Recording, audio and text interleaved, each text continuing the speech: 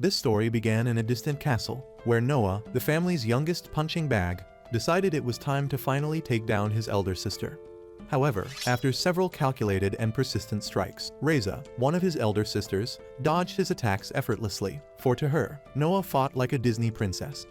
Eventually, growing tired of toying with Noah, Raza, like a masterful swordsman, launched an air attack and smacked his big round head, sending him crashing to the ground, where he sat, massaging his onion head in pain. As the pitiful duel concluded, Raza smugly demanded to know how many years Noah had been sparring with her, and before the poor guy could even respond, Raza picked him up like Woody from Toy Story, announcing that it had been 3 years, yet Noah still remained a useless weakling. Raza concluded that, at this rate, it was only fair to call Noah nothing but a talentless waste of existence. When Noah desperately tried to defend himself, explaining that he had been pouring his all into the training, Raza snapped, retorting that all he was good at was whining like a fat baby. Raza made it clear to Noah that she was the best at wielding a sword, and anyone under her guidance should be grateful rather than complaining. While Noah attempted to defend himself again, Raza began to walk away, declaring that she had always known Noah was a femboy with hands better suited for knitting than knifing.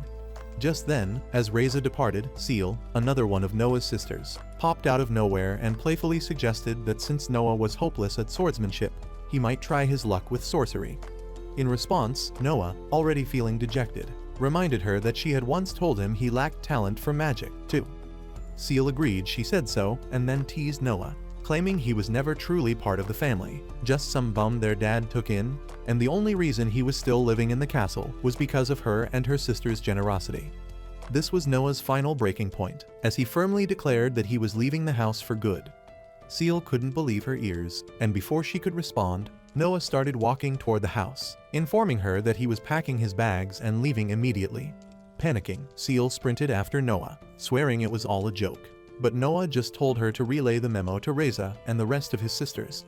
Desperate to stop him, Seal blocked Noah's path and demanded to know how he planned to survive outside their cushy castle walls, to which Noah confidently replied that he intended to become an adventurer since the Adventurers Guild was always recruiting. Soon after, Noah entered his room, stuffing his bag with the essentials, his sword, a cloak, and a map, and prepared to leave. Still, Seal, standing at the door like a clingy ex, warned that adventuring was a death sentence for a schmuck like him. In reply, Noah turned and assured her he would only take jobs suited to his level. Then, donning his cloak, Noah grinned widely and advised Seal to quit wasting her breath, for his decision was final. While heading to the main gate, with Seal still trailing behind, she demanded to know if his real reason for leaving his family was because he was simping for some chick. Noah dismissed the idea as silly and then revealed that his whole life, every time he'd gone out, he'd been accompanied by his sisters. But now, standing before the massive gate, our boy declared that this time, he was going out into the world alone. As he pushed the gate open, Noah pointed out that remaining in the castle would only turn him into a brain-dead couch potato, incapable of ever learning anything. Finally, with Noah stepping outside the castle, Seal made one last attempt to stop him, warning that the world beyond the castle was filled with monstrous creatures that would rip him apart. Even so, Noah's resolve held firm, and seeing this, Seal grew frustrated, turned her back, and stated that she couldn't care less what happened to him. Undeterred, as Noah walked farther from the castle, he pulled out a map of the city and fixed his gaze on the border. Beyond the castle, the kingdom consisted of the eastern part, inhabited by humans, and the western part, crawling with demons. However, right between these regions lay the border where Noah had just arrived, also known as the Holy Land of Adventurers. Meanwhile, Ort, the merchant who had graciously given Noah a ride on his carriage, asked Noah if he intended to become an adventurer, to which Noah replied with a confident yes.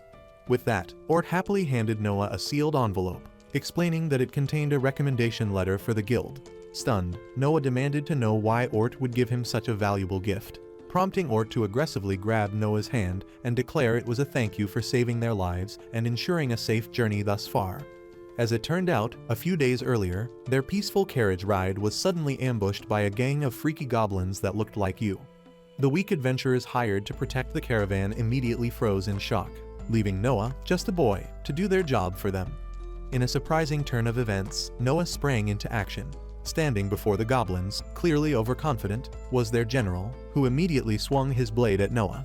But to Noah, who had spent his whole life getting his ego shattered by Raza, The goblins' attacks were laughably in slow-mo compared to Raza's. Effortlessly, Noah dodged every strike from the goblin general.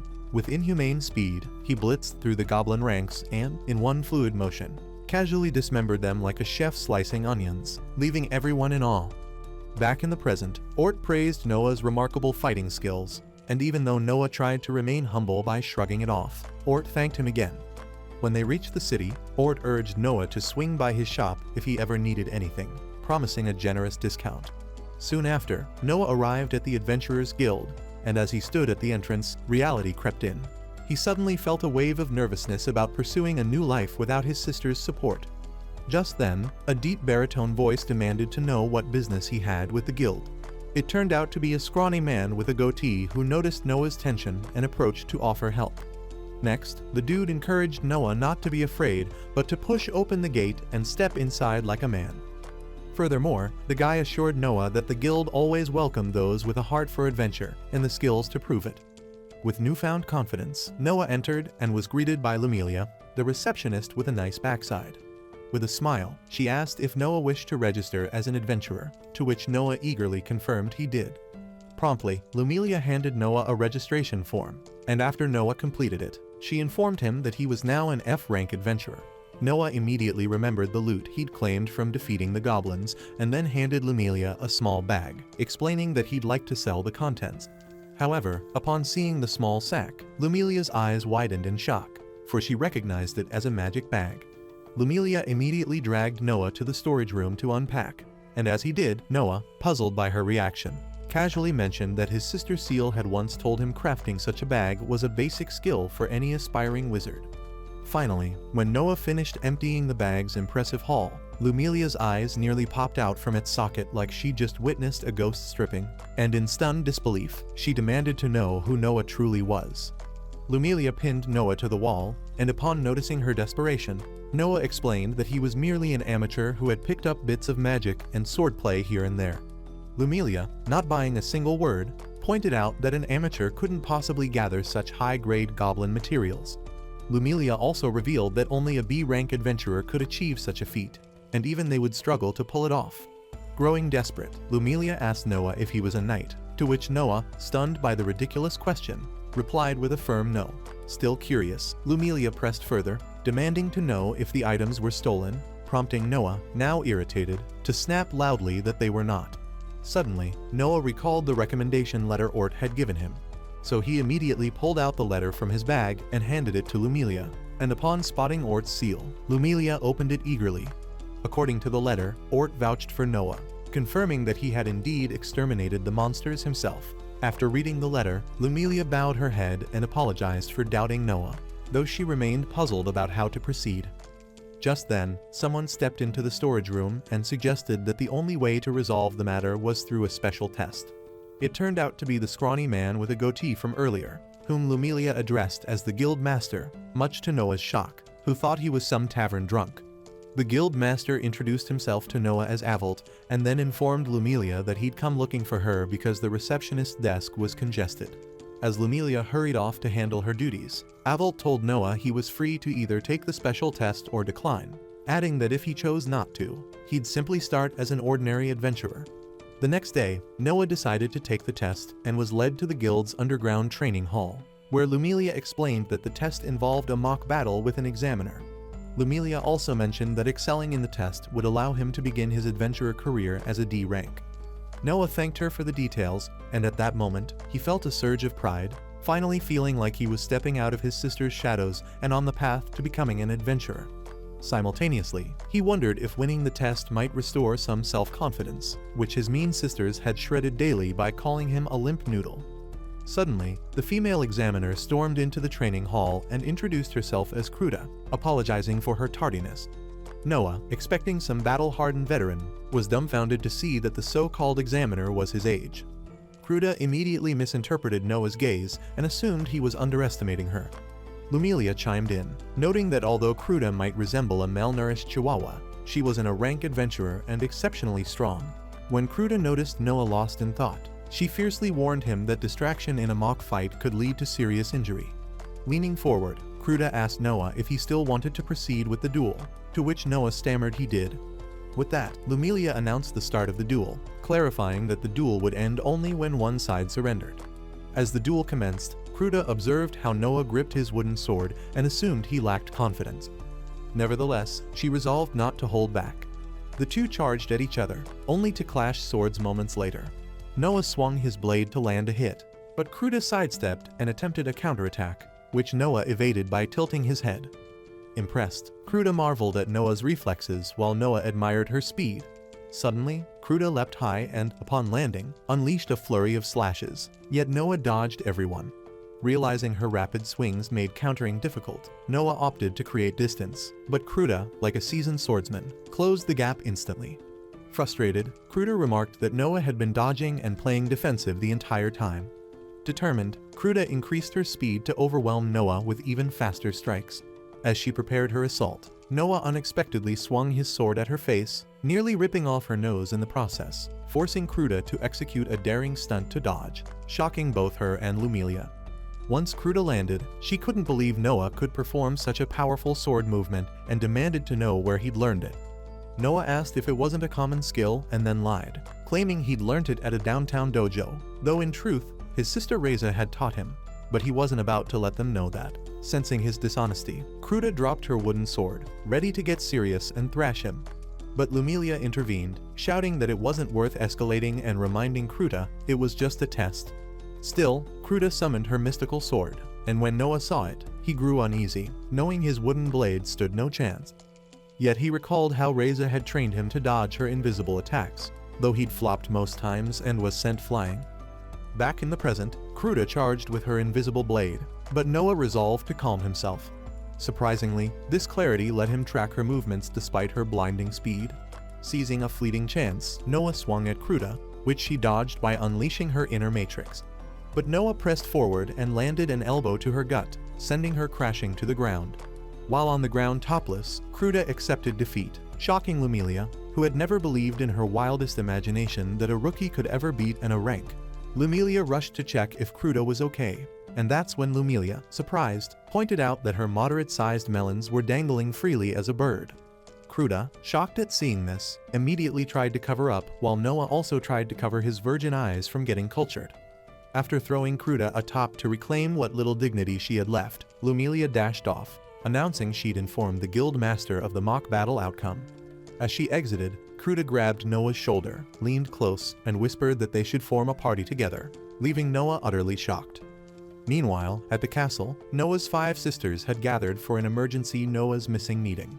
Alia, the eldest, practically exploded when she found out their little brother had bailed and blamed Seal for not using binding spell magic to restrain him. In response, Seal explained that spell binding magic could be dangerous if mishandled, and even then, it wouldn't have stopped the coconut head from leaving. Suddenly, Fem, the third daughter, chimed in, urging them not to fight, but to address the situation with maturity. However, before she could finish, Ecclesia, the youngest, interrupted and declared that the other sisters were to be blamed for Noah leaving home, shocking the 4 of them. Ecclesia elaborated that when their parents passed away, they all swore to raise Noah as a family despite not being blood-related. Yet, over time, instead of just letting Noah be a normal boy, Alia fried his brain with current affairs like he was preparing for Who Wants to Be a Millionaire. Seal tried to turn him into Merlin overnight with her relentless magic training. And the worst of all was Raza and her vigorous sword training that always left Noah battered and bruised. At that, the sisters erupted into an argument, but Alia swiftly silenced them and insisted they find Noah immediately, as he might be in danger. Nevertheless, Raza reassured her elder sister to chill, explaining that Noah's swordsmanship could slay a dragon and his magic skills were solid. However, Seal interjected, pointing out that the real issue would arise if Noah's talents made him popular, and he started bagging chicks here and there, leaving the rest of the sisters in shock. Instantly, the sisters panicked at the mere thought of Noah getting cozy with bad chicks. Raza, unable to bear it any longer, freaked out and dashed off to search for him, while the remaining sisters agreed to reconvene once they'd made progress in locating him. With a stern gaze, Alia emphasized that their top priority was to use every means necessary to find Noah, which the rest of the sisters agreed to. Meanwhile, at the Adventurers Guild, Noah received his first mission as a D-rank adventurer, to exterminate a ferocious boar ravaging fields. Lumilia informed him that the reward was 10,000 gold, then asked if he was comfortable with his choice. Initially, Noah assumed she meant starting as a D-rank adventurer and assured her he was fine with it. However, Lumilia clarified she was referring to his rejection of Cruda's offer to form a party. In reply, Noah explained that after careful thought, he feared he'd be a useless burden to Cruda as a rookie, though, in truth, Noah dreaded another sister-like figure babysitting him. Lumilia attempted to persuade him, revealing that Cruda was an exceptional adventurer and, more temptingly, Kulta had nice soft plots that would make any man go gaga. Still, Noah chose to remain a culturedless man, asserting that a hot chick like Cruda was way out of his league. Defiantly, Noah added that Cruda's initial looking down on him before their duel was another reason for his refusal. Suddenly, Cruda appeared out of nowhere, apologized for her attitude, and pleaded with Noah to join her. Yet, Noah stubbornly declined, and after facing rejection yet again, Cruda relented for the moment, then asked Lumilia if she'd gotten any update on the case she was investigating, to which Lumilia confirmed she had. After receiving the details, Cruda zoomed off, prompting Noah to ask Lumilia what the case was all about. Unintentionally, Lumilia revealed it involved an enemy Cruda was pursuing, but she quickly regained her senses and begged Noah to act as if he'd heard nothing, citing the case was confidential, to which Noah agreed. Following that, Lumilia mentioned that Cruda was the guild's most sought-after adventurer, with countless simp adventurers dying to team up with her, and Noah's repeated rejections as a rookie were stirring hatred among them. In response, Noah suggested that to avoid attention, he'd prefer missions far away in the city, surprising Lumilia, who explained that city jobs were mundane, like cleaning and barely paid. Nevertheless, Noah insisted on city assignments. Frustrated, Lumilia sighed and asked Noah if he'd take a job cleaning a church graveyard for 8,000 gold, which Noah eagerly accepted. Meanwhile, deep in the sewer under a church, some creepy magician was undergoing an experiment that involved turning humans into ghouls and zombie dragons. In the next scene, after accepting the mission to clean the church's graveyard, Noah magically tidied every inch of it, thus completing the task. However, the church's sister, Rhea, then requested an additional favor, asking Noah to venture into the sewer to investigate a foul odor's source. And just like that, Noah found himself roped into a sewer expedition with B-rank adventurers Loga and Nino. But from the moment they met, Nino made it painfully clear she despised teaming up with a mere D-rank like Noah. In response, Sister Rhea reassured her that Noah was highly capable, even revealing how Nea had single-handedly cleaned the entire graveyard. Even so, Nino insisted she still found Noah's face repulsive. Suddenly, Loga intervened and explained to Noah that Nino's hatred stemmed from jealousy. Apparently, Nino had been simping over Cruda for years, practically begging to form a party with her, only to get rejected every time. So seeing Noah, whom Cruda eagerly wanted as a partner, felt like a personal attack on her fragile ego. Following this, Sister Rhea announced the start of the investigation, adding that the sewer had once served as a criminal hideout, allowing the stench to take root before anyone noticed. As the team advanced and stood before the reeking stream of waste, Noah sensed something amiss and promptly warned the team of an impending attack. Before they could react, ghouls erupted from the waste and lunged at the group. Nino sliced through the ghouls effortlessly while Loga shielded the team with his massive shield. Meanwhile, Noah sliced through the ghouls and together, they eventually vanquished the ghouls. Once the last ghoul hit the floor, Loga thanked Noah for his timely alert, but Nino, still salty, muttered that she didn't expect Noah to detect the attack before her, a literal ninja. Noah just shrugged, casually stating that sensing enemies was a basic skill, nothing worth a trophy. Nino argued that it was an advanced technique, but Noah let it slide before she combusted from insecurity. In reality, Noah had learned it from his sister Raza, who had spent years drilling it into his skull that a swordsman should sense threats even with their eyes shut. On the other hand, Rhea and Lagwa discussed how strange it was for ghouls with zero intelligence to orchestrate an ambush. Loga pointed out that their synchronized attack of the ghouls suggested a mastermind pulling the strings. Shortly thereafter, as the team delved deeper into the sewer, the stench intensified, and suddenly, Nino spotted a piece of paper drifting toward her, startling her. Before she could process it, the paper enveloped her, and right before their eyes, a zombie dragon wrapped in tissue-like material emerged. As the creature moved to swallow Nino whole, Noah sprang into action, striking it with his blade, only to be stunned when his attack failed to pierce the dragon's impenetrable body. The tissue dragon retaliated, attempting to ensnare Noah with its wrappings, but Noah shredded them with his sword before they could mummify him. Noah realized that merely tearing the tissues wouldn't stop the beast, and penetrating its body proved impossible. To defeat it, Noah knew he'd need a stronger attack, though it risked damaging his sword. As Noah weighed his options, Loga, now carrying Nino, suggested they flee through a narrow corridor too small for the dragon to follow. But then, a voice boomed through the sewer, declaring escape was futile, and instantly, a massive horde of ghouls blocked the corridor. At that moment, the team realized they were trapped, and just then, the tissue dragon positioned itself before them.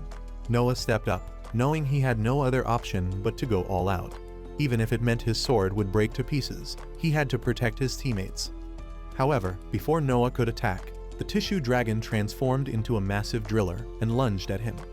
Yet, at that precise moment, Noah charged forward, and his blade collided with the drilling machine. Instantly, the drilling machine shattered upon impact, but Noah's blade broke apart, leaving him stunned. Consequently, Noah grew anxious, fearing Raza would reprimand him for ruining the sword she'd gifted him. Suddenly, though, he noticed the monster regenerating, and Sister Rhea drew his attention to its core, explaining that the monster could regenerate thanks to the power of its core. As the monster let out a deafening roar that triggered a mini explosion, Noah scrambled backwards, only to be saved by Loga's massive shield. Desperately, Noah started to think with his one brain cell for a way to destroy the core without his blade. But just then, Nino called out to him, grabbed his head, and reminded him they were a team, meaning he should stop acting like a lone ranger and start cooperating. Nino handed Noah a black steel knife, and immediately, Loga instructed Noah to deal with the monster while they guarded Sister Rhea, to which Noah nodded in agreement. With that, Noah leapt high, aiming directly for the monster's core. Initially, Noah considered breaking through the bones to reach it, but ultimately, he delivered a single precise stab to the core that shattered it, and the zombie dragon was destroyed instantly. With the dragon defeated, Loga and Rhea rushed to hug Noah, thanking him profusely for his victory. As Noah returned the black steel mana blade to Nino, she unexpectedly bowed her head in gratitude, surprising him. Following that, Noah inquired about the ghouls at the entrance, to which Nino informed him they'd vanished once the dragon was destroyed. Curiously, Loga wondered aloud who the mastermind behind the ghouls and dragon could be, noting that it felt like a targeted attack. However, Sister Rhea insisted they leave the sewer immediately since their task was merely to investigate, not fight monsters. As they made their way out, Noah, still heartbroken over his broken sword, stared at it like a man mourning his lost love. Loga noticed him staring and promised to introduce him to a blacksmith who could fix it, instantly lifting Noah's mood like a fat boy who's promised a burger. Unbeknownst to them, though, a mysterious, monstrous black anaconda watched their departure from the shadows. Meanwhile, back at the Windstar Kingdom, Raza was summoned by the king to test some janky LG transformer. The raunchy-looking king assured Raza that this challenge wouldn't be as simple as the last, yet Raza confidently countered that she could handle any scrap machine he threw her way. When the king's advisor begged the king to reconsider, warning that the transformer was equipped with cannons powerful enough to wipe a country off the map, and even someone as OP as Raza might struggle. But Raza reassured her not to fret, claiming she was ready for anything. Raza vowed to deflect every shot, but in return, requested a favor if she triumphed. Curious, the king demanded to know her terms, to which Raza asked for a break from night duties to search for her brother, a request the king eagerly granted. With that, the advisor announced the duel's commencement. As the low-budget Megatron prepared its cannon to blast Raza, Raza drifted into thought, reflecting on Noah, their vow to protect him after their parents' death, and her regret for being too harsh on him. Suddenly, the machine unleashed a massive blast, but with one remarkable move, Raza deflected every shot, leaving the king and his advisor shocked to the bones. Swiftly, Raza retaliated with a flying slash and quadruple flash, splitting the machine in two and ending the duel in mere minutes. Afterwards, Raza reminded the king she'd be taking her promised days off. Meanwhile, at the border city, after Noah and his party eliminated a dragon zombie, they traded its materials for cash at the guild. Noah received the largest share, 10 million gold coins, much to his surprise. However, Loga, who earned 1.5 million, explained that Noah deserved it for defeating the dragon solo, while Nino pocketed 2.5 million. As they exited the guild after the day's mission, Loga whispered to Noah not to be late for their rendezvous the next day, hinting he would be taking Noah to a nice place. Puzzled, Noah asked if they weren't heading to the blacksmith anymore, prompting Loga to shut him up, warning of Nino overhearing their conversation. Thus, the following day in the city, Noah met Loga, who awaited him eagerly. As they prepared to depart for the secret spot, Nino suddenly appeared among them, insisting she tag along. Annoyed, Loga demanded to know why she was there, to which Nino snapped irritably, questioning if he planned to drag Noah to a brothel full of thirsty chicks. Frustrated, Loga retorted that as adventurers, they were allowed to blow their hard-earned money, pounding on some sweet cakes if they wanted to. But Noah interjected immediately, nervously admitting he wasn't ready to be a man of culture just yet. Noah explained that he had 5 scary sisters back home that he was scared of. In response, Loga remarked that his sisters couldn't be that intimidating to make him quake. But seeing Noah's resolve to remain a timid virgin, Logwa agreed and suggested they visit the blacksmith instead. Eventually, they arrived at a mansion, which Noah, awestruck, assumed was the blacksmith's place, only for Loga to burst his bubble by pointing out the tiny shop next door. As they entered, a gruff dwarf named Barg greeted them. Promptly, Loga introduced Noah and Nino as his work buddies, and Barg demanded to know who needed his services. Loga nudged Noah forward and informed Barg that Noah was a pretty skillful swordsman. Skeptically, Barg remarked that Noah looked like a frightened weakling, but Loga countered that Noah had single-handedly slain a zombie dragon. Stunned, Barg picked Noah up like a ragdoll, shouting to confirm it, to which Noah timidly affirmed it was true. Then, Barg sniffed Noah like a dog and, with a crooked grin, declared he believed it, claiming he could smell Noah's disgusting, overpowered strength. With a fierce glare, Barg surprisingly ordered Noah to strip, but Noah, alarmed, exclaimed he wouldn't. In the next scene, Noah exited the blacksmith shop, looking like a man who had just made some terrible life choices. When Loga began teasing him, dubbing him Mr. Macho, Noah, thoroughly flustered, pleaded with him to stop. Apparently, just minutes earlier, inside the blacksmith shop, Noah had stripped down to his cheap boxers, and Barg, the muscle fetish dwarf, had enjoyed touching every part of his body like a degenerate. Back in the present, Loga, genuinely impressed, asked Noah how he'd gotten so shredded. This prompted Noah to recall how his sister Femme had trained him by repeatedly beating him into the dirt, healing him just enough to do it all over again. This training had sculpted his V-taper and toned his abs. Meanwhile, Nino burst into mocking laughter after having had a glimpse at Noah's tiny PP back in the shop. But Loga cut in, declaring it was enough humiliation for one day and suggested they return to the guild. As they headed toward the guild, Nino reminded the guys of the request Barg had posted to the guild. Evidently, Barg had sent Noah on an assignment to acquire some Roctotoy shell. Then and only then would he acknowledge Noah as the new master of the sword he had given to him. Noah grew anxious about tackling the mission solo, but Loga reassured him that adventurers support each other. Later that day, Lumilia, smiling, handed the team a document confirming they were officially a party. With a tired look, Lumilia told Noah she had finally finished dealing with their last mission and could finally rest. Curious, Noah asked if she meant the dragon zombie incident in the sewer, to which Lumilia nodded, adding that the guild was deploying top rankers to investigate further. Suddenly, Cruda emerged from nowhere, informing Noah she was among those rankers heading to the sewer. However, upon spotting Cruda, Nino turned into an overly excited child and started fangirling over her like some obsessed celebrity crush until Loga had to drag her away. With Nino out of the way, Cruda leaned in and whispered to Noah that she had always been destined to cross paths with the undead. When Noah, intrigued, demanded to know what she meant by that, Cruda revealed it was related to her past. Cruda disclosed that demons had raised her homeland as a child, driving her to become an adventurer for revenge. Additionally, she admitted her persistent pleas to form a party with Noah were partly to use him as bait for that vengeance. Surprisingly, though, she noted that Noah had just provided her with a lead.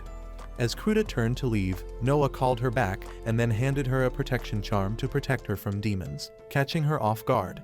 Yet, before she could take it, Nino rushed forward, snatched the charm, cast a mysterious spell on it, and returned it to Cruda, leaving Loga suspicious. Nevertheless, Cruda accepted it from Nino, confident she meant no harm. Before departing, Cruda glanced back and asked Noah if she could take him on a date once the matter was settled, to which Noah agreed, saying he looked forward to it. Following this, the team journeyed to the Great Wetlands for Barg's Roctotoys slaying mission. There, they encountered monstrous Roctotoyses the size of houses, leaving them in utter shock. Immediately, Loga briefed the team that physical attacks were useless against the tortoise, while Nino chimed in, adding that the monster tortoise was also resistant to magic. When Noah then asked how to defeat them, Loga explained that targeting a weak spot on their necks was the only way. With that, Noah gripped his new blade, eager to try out his new weapon. At that moment, he recalled Barg mentioning the sword was crafted from heating rock, and the sword boasted of had 3 unique abilities. As Noah struck the tortoise, he kept in mind that, according to Barg, the first ability was its sturdiness. Then, as he sliced through, he remembered the second, its sharpness. With the monstrous tortoise slashed down, Noah felt fully satisfied with his sword's qualities. Moreover, Noah recalled the sword's special ability, which explained why it cost a staggering 10 million gold coins, even discounted. While Noah celebrated his win over the giant tortoise, Loga, standing beside Nino, quickly cautioned him not to celebrate prematurely. Before Loga could warn that rock tortoises never roam alone, a horde of giant tortoises surrounded the team. Instantly, Nino blamed Noah for showing off, which alerted the other tortoise to his strength. Loga laughed over Nino's comment, but then pointed out that, with no escape, they'd have to face them all. Noah quickly proposed a strategy. He and Nino would distract the tortoises while Loga went for the weak spots. However, before they could execute the plan, a tortoise abomination suddenly materialized out of nowhere. Noah immediately unleashed a flying flash against the Magmatotoise, but this only enraged the beast. In retaliation, the monster expelled a fiery breath, which Loga deflected by shielding both himself and Noah with his massive shield. At that moment, Noah observed that long-range attacks were ineffective, which Loga confirmed they were. Thinking on his feet, Noah then proposed a close-range assault, but Loga objected, warning that the Magmatotoise's heat would turn them into a well-done steak if they got too near. Just then, Nino interjected, informing the team that the creature lacked magic resistance and could be obliterated using magic spells.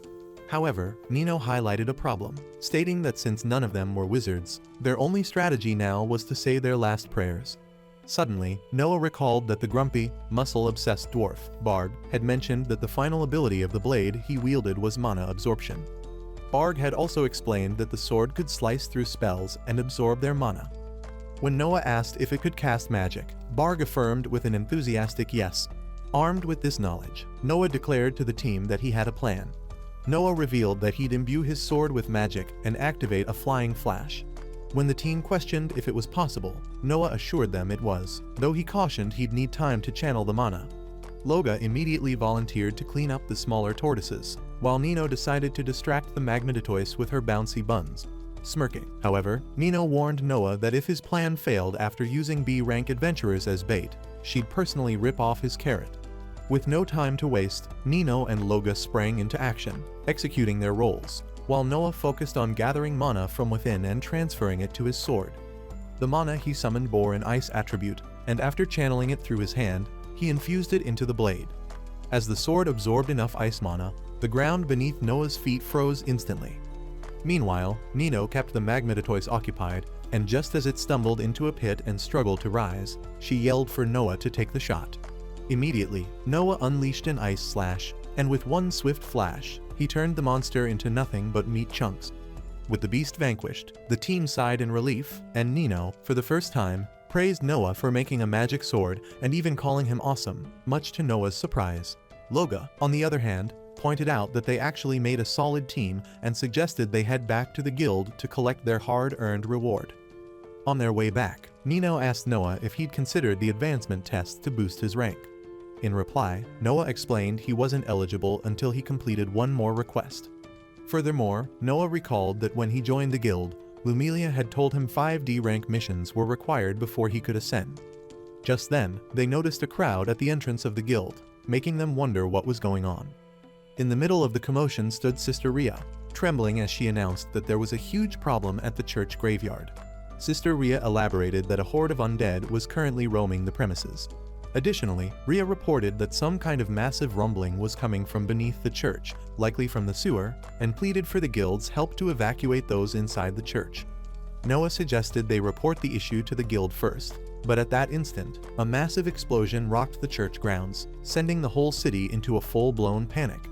Sensing trouble, Noah urged Sister Rhea to take shelter inside the guild, and then told the team they needed to reach the church immediately.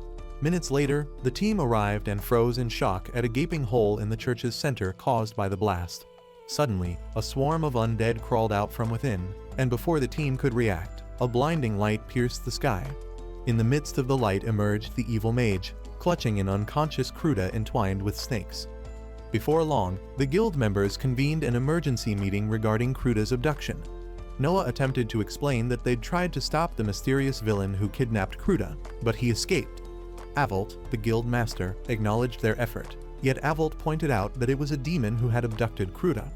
Avolt elaborated that monsters were different from demons because demons were more intelligent, wicked, and possessed tremendous powers. An A-rank adventurer named Shrine inquired why the demon had targeted Cruda.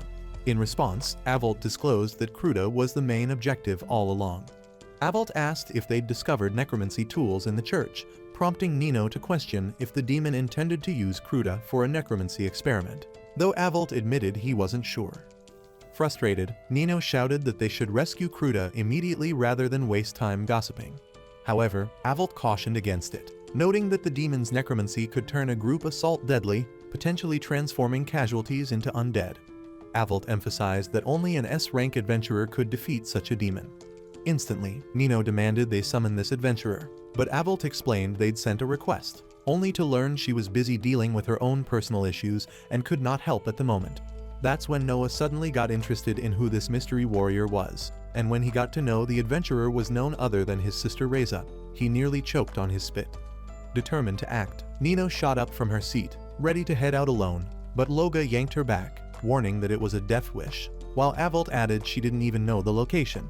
Glancing at a map, Nino revealed she knew precisely where Cruda was, thanks to a tracker she'd embedded in the protective charm Noah had given her earlier, pinpointing Cruda at the Wicked Spirit Forest. Nearly in tears, Nino declared that losing Cruda would make her entire adventurer life meaningless. Seeing how important Kulta was to Nino, Noah was touched and then declared he'd join her, claiming he was only doing it because Cruda still owed him dinner. Loga sighed and then signed up, too. Before leaving, Noah tossed Avolt a small dagger, stating that if he showed it to Raza, she'd drop whatever she was doing and come in 2 seconds, just like you in bed. Avolt, momentarily stunned by the crest on the dagger, decided not to ask further questions and instead gave them the green light to embark on their rescue mission. Soon after, the team finally got to the evil forest, but after walking for hours, they realized they had been circling the forest like it was a maze. Nino, still tracking Cruda, pointed out that they should have reached the mansion at the center like yesterday. At this, Logwa theorized they might have been trapped in the forest, leading Nino to activate Veli Break Eye, a ninja technique to pierce illusions and traps, though she reported not seeing any trap or illusion. That's when Noah's gaze landed on a tree with the face of a human, and immediately alerted the team. The tree monster, exposed, unleashed vines that ensnared Nino. At that instant, Noah announced the tree monsters were why they couldn't advance, and then explained that the tree monsters were changing the forest path and were misleading them. Fed up with being caught, however, Nino slashed through the vines in a fury, freeing herself. Loga then suggested they bulldoze through the trees instead of wasting time fighting them individually. Noah agreed, and with brute force, they barreled through the tree monsters and emerged onto a walkway to the mansion. Yet, just as they thought they'd escaped, demon dogs ambushed them, prompting Noah to remark that the number of monsters they were facing only proved they were on the right track. Suddenly, giant footsteps approached, revealing 2 massive ogres wielding weapons. The team froze, rattled by the freakish sight, but Loga urged Noah to leave the monsters to them and head into the mansion. Noah hesitated, feeling bad about leaving them behind, but Nino insisted he go, pointing out that taking down the necromancer would put an end to the monster attacks altogether. With that, Noah agreed, carving a path with his massive sword and dashing into the mansion. Upon entering, a croaky voice echoed through the dimly lit hall, congratulating him for making it this far. Moments later, the demon materialized before him, so Noah fearlessly demanded to know where Kulta was. The demon told him to chill, assuring he'd see her soon. Suddenly, Noah's eyes widened in horror as he spotted Cruda, looking strange and covered in snakes from head to toe. Furious, Noah demanded an explanation, to which the demon revealed he'd turned Cruda into a necromancy experiment. The demon added that he'd forced numerous souls to possess Cruda's living body. When Noah, enraged, pressed for clarity, the demon explained he'd used Cruda's intense emotions as a catalyst to make her a living undead. Furthermore, the demon boasted that Cruda's hatred for him for slaughtering her family made her an ideal vessel. Having heard enough, Noah lunged to attack, but his attack was blocked by a possessed Cruda who countered the attack at inhumane speed by unleashing a flurry of slashes, which Noah narrowly dodged. Thinking fast, Noah cast a blanch spell to purify Cruda, but the demon only laughed, mocking him for thinking such a weak spell could cleanse the undead raging inside Cruda. Feeling smug, the demon taunted that only a light magic spell could save Cruda. At that, Noah recalled his sister Fem teaching him that the ultimate light magic spell involved temporarily hosting a light spirit to purify everything. Back in the past, the demon Valjima had long harbored a dream of creating the ultimate undead. Thus, heedless of the cost, he experimented relentlessly with countless innocent humans until he devised a method to realize his vision. This method involved forcing spirits to possess a living human, using a spell to fuse the undead with the living. However, a significant problem emerged. The problem was that ordinary humans reacted violently to dead spirits, resulting in their demise. Yet, over the years, Valjima devised a horrific solution. His approach entailed selecting a village, attacking it, and massacring its inhabitants. The slain would become spirits of the dead, while one survivor, fueled by hatred and a thirst for vengeance, would remain. This fate befell Cruda, who later became an avenger and a vessel capable of withstanding dead spirits, enabling her transformation into the ultimate undead. Nevertheless, Valjima's flawless scheme was about to go up in flames, for in the present, Noah, kneeling, unleashed the ultimate light spell. Amid a blinding glow, Cruda was cleansed of all undead spirits within her and was restored to normal. Witnessing Noah dismantle his years of work, Valjima erupted in fury and, in a sudden surge of rage, morphed into a venomous, multi-headed abomination. Without hesitation, Valjima lunged at Noah, but our boy flipped into the air, deftly evading the assault. As he dodged, Noah had a horrifying realization that Valjima's attacks were just as relentless as his sister Raza's training. Still wielding his sword, he resolved not to be outmatched in strength. Valjima, desperate to end Noah, kept coming at him head after head, each strike aiming to rip Noah to shreds. But Noah stayed light on his feet, deflecting blows and dodging with expert timing. When the moment was right, Noah activated a flying slash, slicing through one of Valjima's hideous heads. Astonished that Noah could wound him, Valjima proclaimed Noah a worthy vessel, too, vowing not to send him to hell, but to capture him alive for his next science project. This time, as Valjima charged with full force, he threatened to capture Noah's guild teammates as well and promised to snuff out their lives slowly. But in that instant, Noah infused his sword with the Blanche spell, fully intending to send Valjima straight to the Shadow Realm. Noah knew the demon could regenerate, but not if he took out the head. Meanwhile, as Noah clashed with Valjima, Cruda gradually regained consciousness. Determined to target Valjima's head, Noah surged forward at full speed, thrusting his blade, but Valjima tilted his head, causing Noah to miss. Yet, in that fleeting moment, a sword from nowhere slammed into his eye. It turned out Cruda had hurled it, and seizing the chance, Noah drove his magic blade through Valjima's skull, splitting it in half before landing dramatically on the ground. With Valjima defeated, Cruda rushed to Noah and demanded to know what was happening, prompting Noah to ask if she remembered anything. In reply, Cruda explained that after Valjima kidnapped her, her brain did a factory reset. Realizing Noah had defeated Valjima, Cruda surprisingly embraced him and joyfully thanked him for avenging her family. At that moment, Nino and Loga burst into the mansion, looking like they'd just wrestled a titan. Nino immediately flung herself at Cruda, overjoyed she was alive, while Loga, still catching his breath, reported that all the undead and ogres outside had abruptly ceased moving.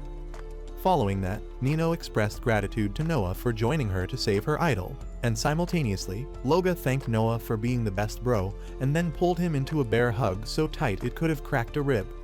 After the emotional roller coaster, Loga suggested they bag up the demon's remains and return to the guild. But as Noah reached for Valjima's body, he was stunned to discover the dude's head was gone. Suddenly, Valjima's half-head reappeared amid blazing flames, wickedly commending Noah for being the Gigachad to defeat him. Yet, Valjima ominously vowed that, with only a few minutes left to live, he'd drag as many humans down with him. Without delay, Valjima chanted a demonic incantation and summoned the demon dragon Hydra from the pit of hell. Instantly, the mansion began to crumble, forcing Noah and the team to scramble for safety. The structure soon exploded, but fortunately, Noah and his companions escaped alive.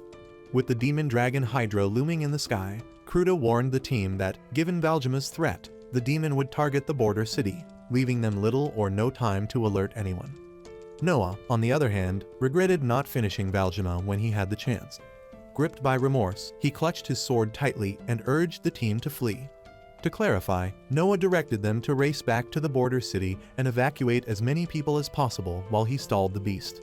When the team protested, refusing to abandon him, Noah shouted, asking if they'd rather all perish together. With a fierce glare, Noah stressed that he'd never let his team die alongside the city's innocents and implored the team to go. Seeing Noah's resolve, Cruda obeyed and began to withdraw, while Loga immediately carried a stubborn Nino onto his shoulder as she resisted leaving. With the team departed, Noah calculated that, despite his efforts, he wouldn't last 3 minutes against the Hydra, but it was enough time for the team to escape. Bruised and battered, Noah gripped his sword firmly and, at that instant, recalled Raza's words. As long as his spirit endured, he'd rise again and find strength to fight on. With those words carved in his heart, Noah roared with resolve, challenging the monster to come at him, vowing to take it down. His defiance enraged the Hydra, but just as the demon lunged at him, a voice boomed, praising Noah's tenacity. Still clutching his sword, Noah froze, recognizing the familiar voice. Suddenly, with a burst of energy, Raza appeared, soaring through the sky like quicksilver, sword in hand, toward the Hydra. Without pause, Raza unleashed a flying slash, followed by a quadruple flash, and in one fluid strike, severed all the Hydra's heads, leaving Noah utterly shocked. At that instant, the Hydra erupted like an atomic blast, while Raza landed on the ground, visibly annoyed that the Hydra hadn't put up much of a fight. As the dust cleared, Raza approached Noah, insisting they head home, but Noah, unwilling, turned around and bolted away. Swiftly, Raza caught him just in time, scooping him up like an arrogant brat, and on their way back, they encountered Nino, Loga, and Cruda, who were shocked at seeing Noah being carried like an invalid. Moments later, Cruda apologized to Noah on the team's behalf for leaving him to face death alone, and then hugged him in Raza's presence, vowing to grow stronger so he wouldn't have to risk himself again. However, witnessing her little brother embraced by another woman, Raza fumed, nearly drawing her sword, but Noah quickly asked her to chill, explaining that Cruda was just a friend. Shortly afterwards, Noah finally confessed to the team that Raza was his older sister, stunning them.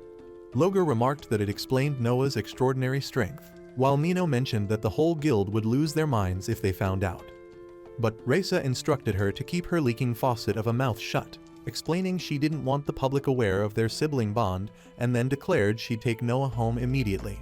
The team were shocked at hearing this, but Raza thanked them for looking after her brother.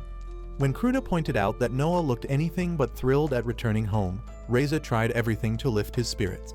She assured him she'd improved after some self-reflection and promised to train him into a better swordsman using notes rather than brutal practice. Furthermore, Raza pleaded with Noah to come home, vowing this time, her guidance would be gentler. Still, Noah refused, firmly stating he'd rather stay in the border city. Disheartened and frustrated, Raza asked if his rejection stemmed from despising her methods, but Noah shook his head. Noah acknowledged that her training made him an adventurer, yet he didn't want to keep depending on her. Moreover, Noah pointed out that Raza's overwhelming power meant going back would revert him to letting her handle everything for him. Ultimately, Noah declared he'd remain in the border city to grow stronger with his team. After hearing all Noah had to say, Raza conceded she understood, but then pointed out that Noah could stay under 2 conditions. First, Raza firmly declared that Noah had to stay 100% maidenless. Not a single plot would be developed, a condition that made Nino and Cruda wildly uncomfortable. For the second condition, Raza insisted Noah had to land 1 clean hit on her by any means necessary. Seeing Noah's waning confidence, Raza added that succeeding would grant him permission to stay and keep his whereabouts secret from their other sisters. When Noah suggested slaying a monster instead, Raza rejected the idea, stating she wanted to gauge his strength firsthand. Panicking, Noah reminded her they'd dueled countless times without him ever landing a hit, a truth Raza confirmed before asking if he'd rather return home. After deep contemplation, Noah resolutely declared he'd take the challenge, astonishing Raza, who marveled that her little brother no longer feared her. With the duel set, Raza asked Loga if he knew a secluded spot away from public eyes, and when Loga affirmed he did, Raza tossed him a bag filled with gold coins and requested he book it. Raza announced the duel would occur in 3 days, and then challenged Noah to show her all he'd learned in the city, to which Noah confidently vowed he wouldn't lose. Hours later, the team, alongside Raza, returned to the guild, and Avolt, the guildmaster, thanked Raza for accepting his invitation to assist. Avolt also remarked that he'd never imagined a demon capable of summoning a hydra had breached the human realm, and then pointed out that something sinister might be happening in the demon world. With that, Avolt promptly directed Lumilia to report the matter to headquarters, which she hurriedly left to do. After Lumilia departed, Avalt expressed gratitude to the entire team for their courage and resolve in safeguarding the people. Later that night, Logar reminded Noah of his visit to Barg's shop the next day, and when Noah asked if they were tagging along, Loga shut it down quickly, saying they had urgent business. Following this, Raza inquired if she could crash at Noah's place that night, claiming she'd forgotten to book a room. In reply, Noah said he'd need to check with the innkeeper, but Raza insisted it'd be enjoyable, even suggesting they bathe together like old times. However, Cruda objected, swiftly grabbed Noah, and declared that, siblings or not, she wouldn't permit it. Raza instantly got pissed and started to reach for her blade, but when Noah intervened, proposing they secure her a room through the guild instead, Raza fumed and vowed that at their duel, she would beat him so badly, he would leave in a stretcher. The next morning at Barg's workshop, Noah couldn't shake Raza's threat, which left him visibly rattled. Meanwhile, Barg, after verifying Noah had completed the monster tortoise shell request, decided to check out his muscles like a creep for any growth since their last encounter. But mid-check, Barg noticed Noah was kinda uneasy and demanded to know what the problem was. Hesitantly, Noah confided about his duel with Raza, surprising Barg, who demanded to know how Noah got himself entangled in a match with the kingdom's most feared swordsman. Noah admitted he couldn't elaborate, saying it had sparked in a heated moment. But Barg blamed his reckless action on Gen Z's terrible decision-making skills and then promised to help Noah defeat Raza. Sometime later, the team met up with Noah at Barg's workshop, but upon seeing them, Noah was shocked and wondered why, in the world, they looked like they had a street fight with Baki. When he learned they'd trained with Raza, Noah, shocked, demanded to know why they would even do something so reckless. Nino explained it was for his duel in 3 days. Cruda interjected, revealing they'd hoped to land a hit and uncover Raza's weaknesses for Noah to exploit. But instead, Raza beat all of them up like thieves, proving she had zero weakness. Stunned that the team went to such lengths for him, Noah listened as Cruda admitted she'd even pulled out every adventure trick she had, only to still get clapped and confirm Raza's perfection as a swordsman. Excitedly, Noah proclaimed that if his sword alone wouldn't suffice, he'd find other ways to beat Raza. Just then, Barg burst in, carrying 2 wooden boxes, which he later unveiled as weapons crafted to help Noah for the duel.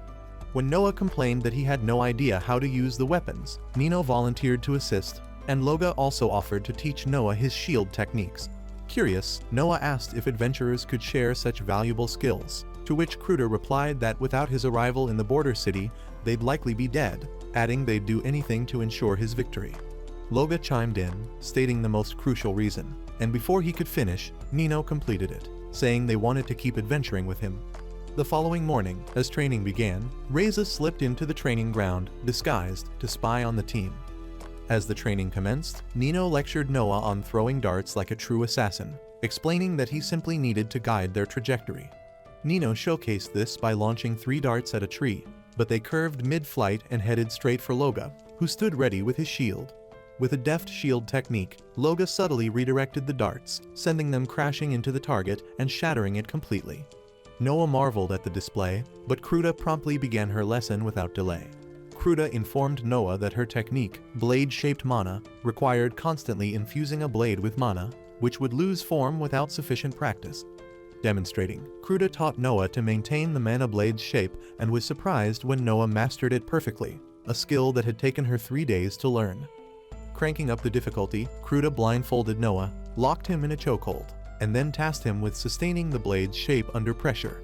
Watching Noah get manhandled by Cruda, Raza, who was still spying, grew intensely jealous. Her anger flared further when she noticed Noah seemed to enjoy getting manhandled by Cruda and was smiling hard like he had just struck gold.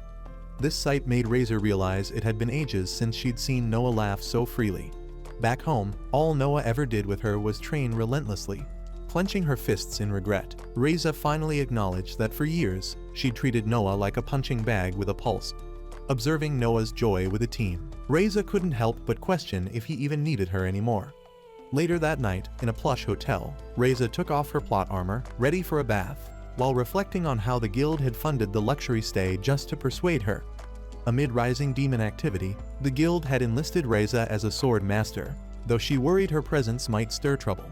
Submerged in the steamy tub, Raza couldn't stop thinking about Noah and her plan to bring him home.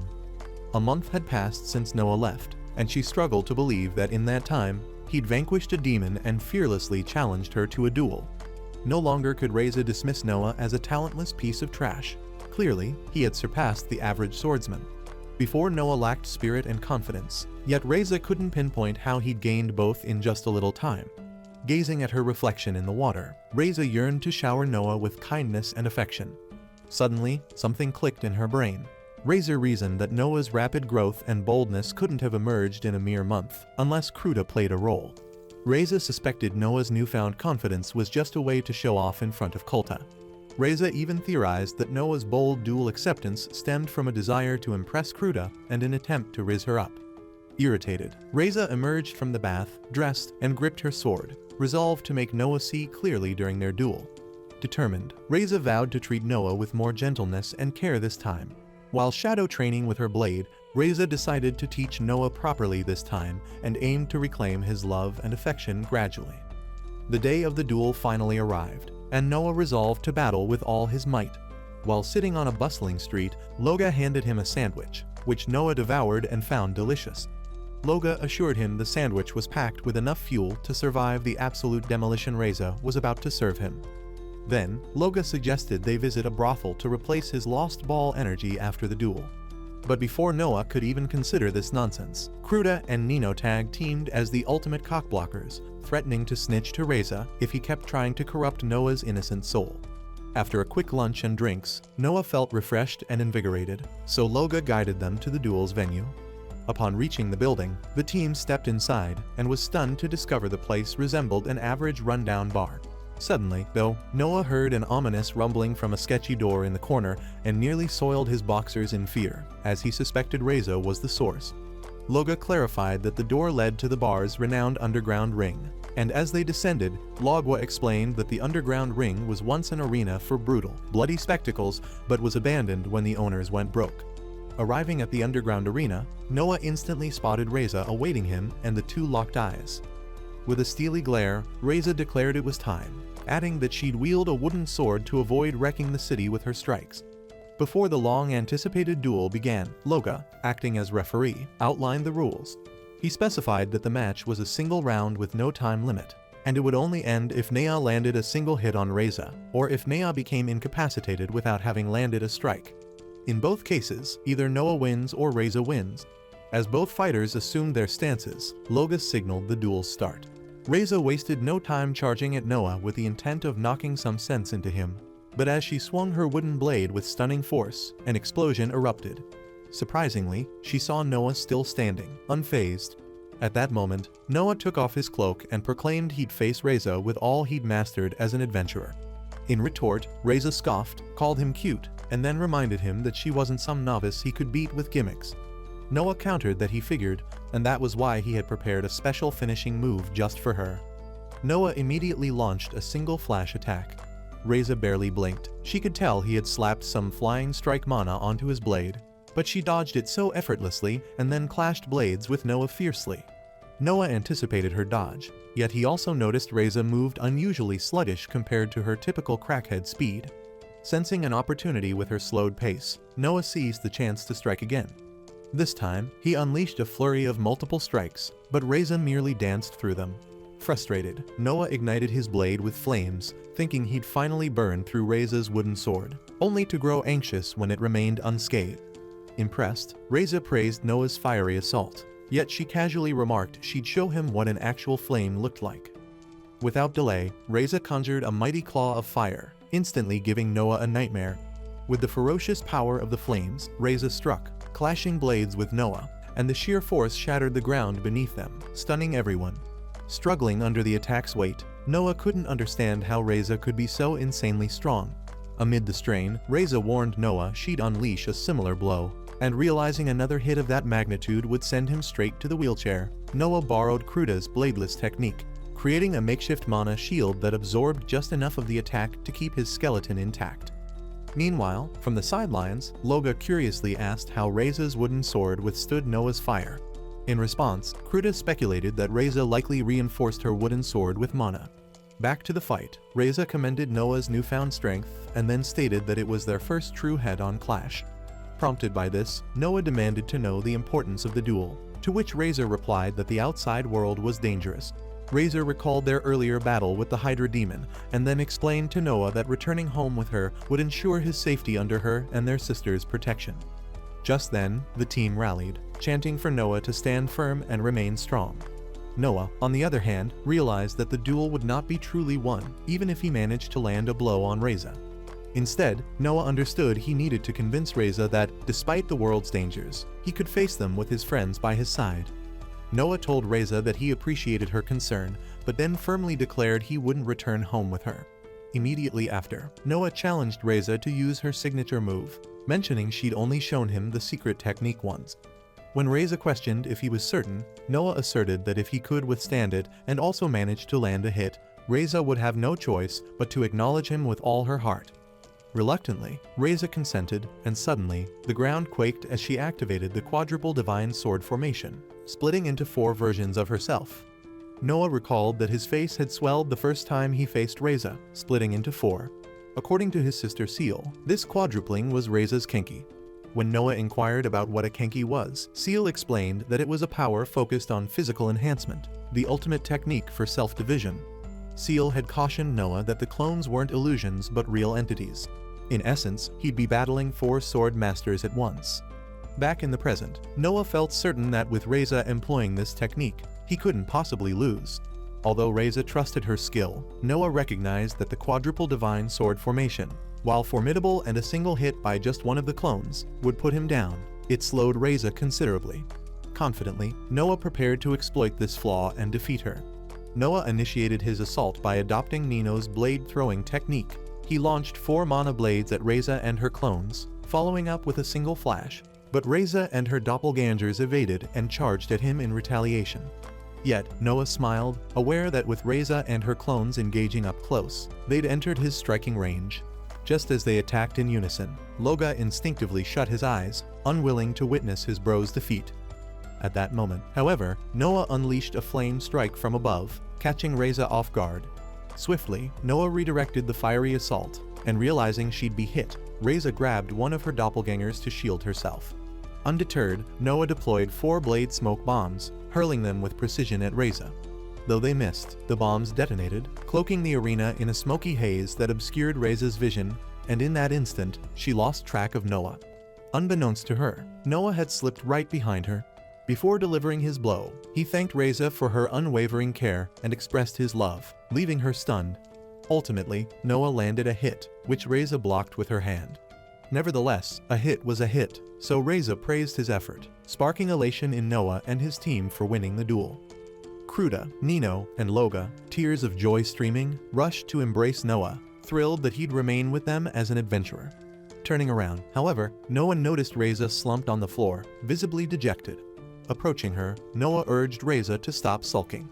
Yet, as she sifted sand with her hand, Raza demanded to know how Noah was able to distinguish her true self from her doppelgangers, to which Noah replied that he relied on his little brother's intuition. Skeptically, Raza insisted her clones were flawless, but with a grin, Noah reassured her that, as her little brother, he could always tell. Throwing a tantrum like a brat, Raza shouted that she wouldn't accept a duel decided by mere intuition and then insisted on a rematch. Firmly, Noah countered that no amount of whining would grant her one. With her head bowed in sorrow, Raza asked if Noah no longer needed her presence. Before Noah could answer, Raza explained that her strictness over the years was aimed at strengthening him. But now, sensing his growth, she feared he'd reject a nagging older sister. Tearfully, Raza added that even when Noah had professed his love during the duel, it felt like a ploy just to lower her guard, and she doubted if he could truly love a harsh sister. But just then, Noah enveloped Raza in a hug from behind, affirming she was his cherished sister, of whom he was proud.